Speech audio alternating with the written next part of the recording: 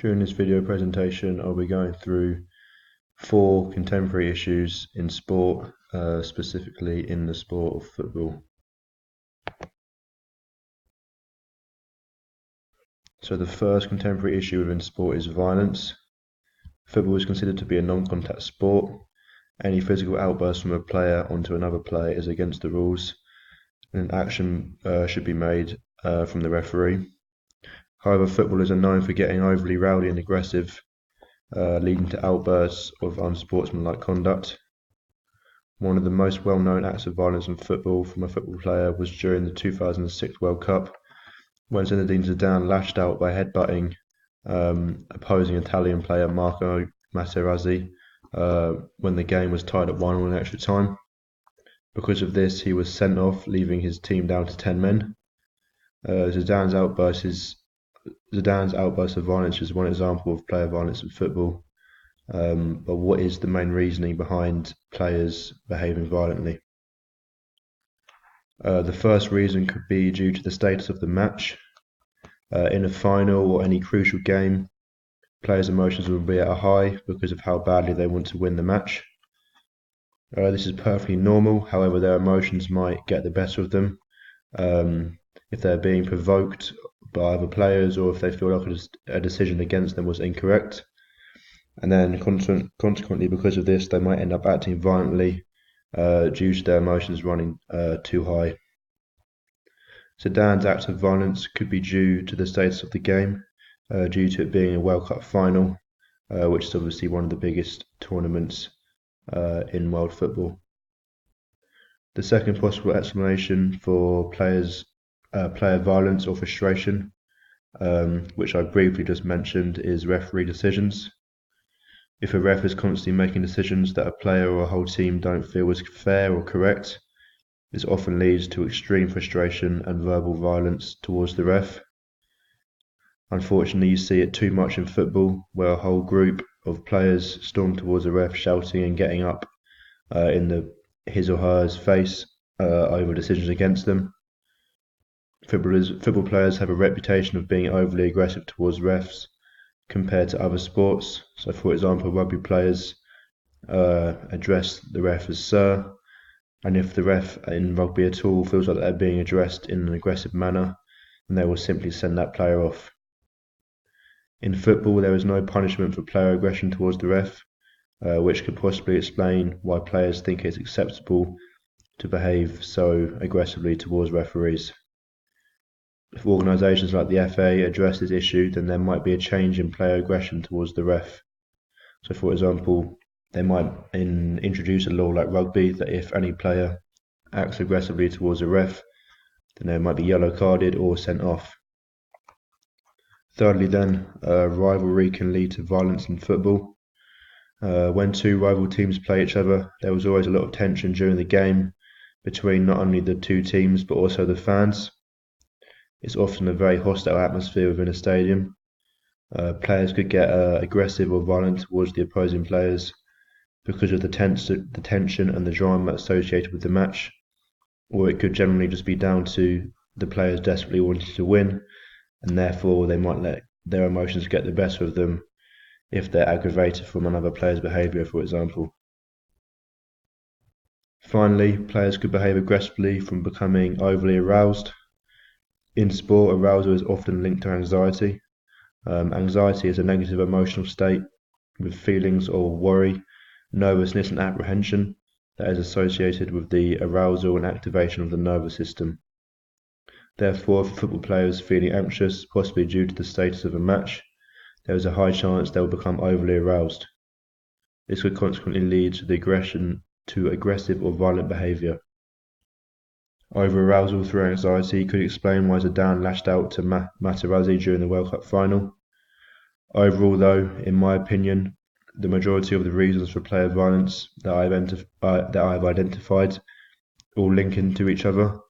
So, for example, rivalry, which is similar to the status of a match, can lead to players becoming overly aroused due to the heat and tension associated with the match and feeling anxious because of that. So in terms of ways of reducing player violence in football, The referees, I believe, play a huge role in this. I believe that refs are way too lenient in football by the way that they hand out red and yellow cards. Like I mentioned, you often see players storming towards referees, shouting all sorts of abuse when they don't believe a decision went their way, and the ref often does nothing in response to the aggressive behaviour from players. On the other hand, in rugby, for example, if any player is aggressive towards the ref, they will be sent off instantly. I don't believe this should be introduced into football, but in my opinion, if refs were stricter with handing out yellow cards when players act aggressively towards them, then it would reduce player aggression towards referees in football overall. This season in the Premier League, referees have become stricter with handing out yellow cards when players are aggressive or abusive towards them. However, I think this can be introduced to other leagues around the world, and it still can be stricter. So overall then, player violence in football has no positive effects on the game, and it also gives off bad messages to obviously spectators, especially younger spectators, if they see their players their role models acting violently. For example, we got the Luis Suarez bite on Ivanovic, then these younger kids might believe that it's all right to behave aggressively to other players, and they might then take this into their own football games. And overall, negative aggressive behaviour in football puts football in a bad light in the media, and it puts football clubs and the players in an overall negative light. So similarly then, spectator violence is also a massive issue within football.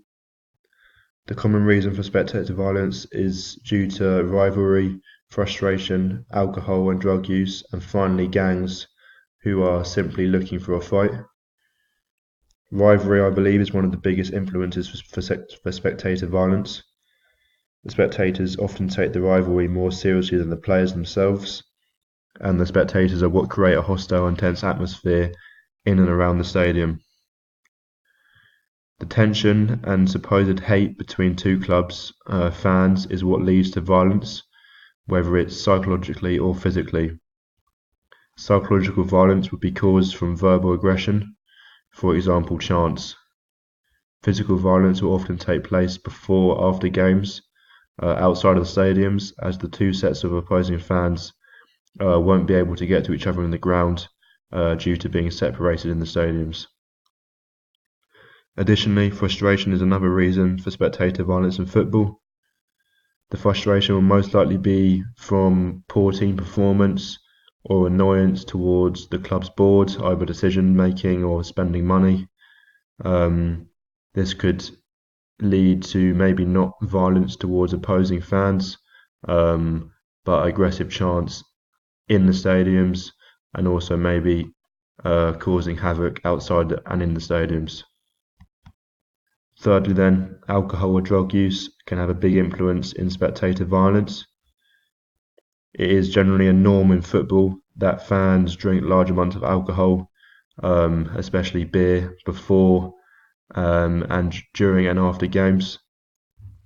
They will often have another drink when they get into the stadium, and drinking alcohol has the effect of lowering our inhibition and also makes us more carefree.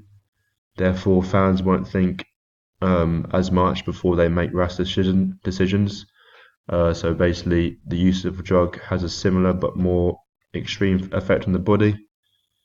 Therefore, the use of alcohol or drugs from fans will increase the likelihood of aggressive actions simply due to not thinking about what they're doing before they do it. So an example of aggressive fans are England fans, unfortunately, they're known for when they go to European events for behaving deviantly, which is often largely fueled from alcohol use.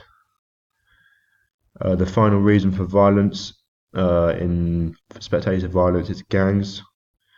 Gang culture is associated with violence and aggression, and as a result of this, gangs could see football games, particularly ones with a lot of tension around it, like rivalries, as a perfect opportunity to pick fights with opposition fans. A good example of this is the Crystal Palace and Brighton fans. There's often a lot of heat and tension around these games, and gangs often come down from London as a way to cause havoc. Spectator violence used to be really common in football, largely because of the fact that security was minimal. However, nowadays spectator violence has reduced significantly due to the major improvements in security in and around the grounds. To begin with, the amount of policing and security in and around stadiums has increased a lot. This is simply to be able to control crowds and for them to be able to intervene if any fights were to break out.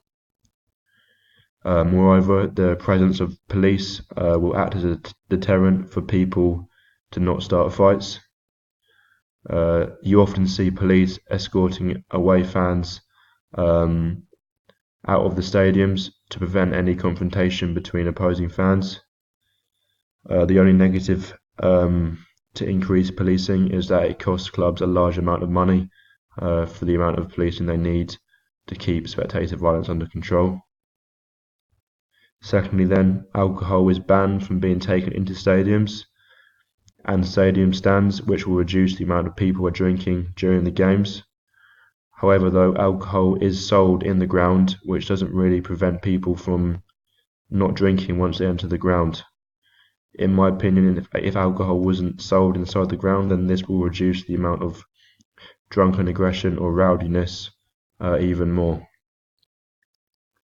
Similarly, another technique to tackle alcohol intake of fans is making kick-off games earlier.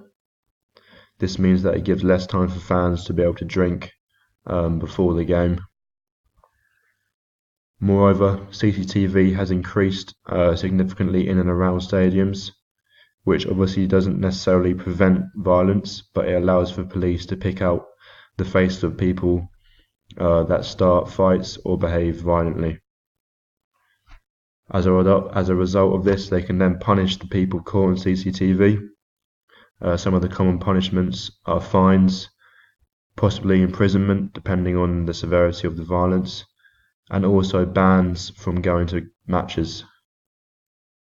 In addition to this, another technique used to tackle spectator violence is the way fans are kept in the stadium for a while after the game to give time for the home fans to clear away from the stadium. This technique reduces the chances of fights breaking out outside the stadium after games. Similarly, during matches, home and away fans are separated to reduce the fights breaking out inside the stadium. During rugby matches, home and away fans mix. Therefore, this kind of proves the level of concern related to football fans and violence. In my opinion, all these techniques that have been introduced over time have contributed a lot to reducing the amount of spectator violence in football in and around the stadiums. However, I think that more can be done in the cities away from the stadiums before matches start. Spectator confrontation and violence often occurs a lot away from the stadiums now. So if increased policing was put in cities before and after matches on the streets, this would hopefully help to tackle this issue.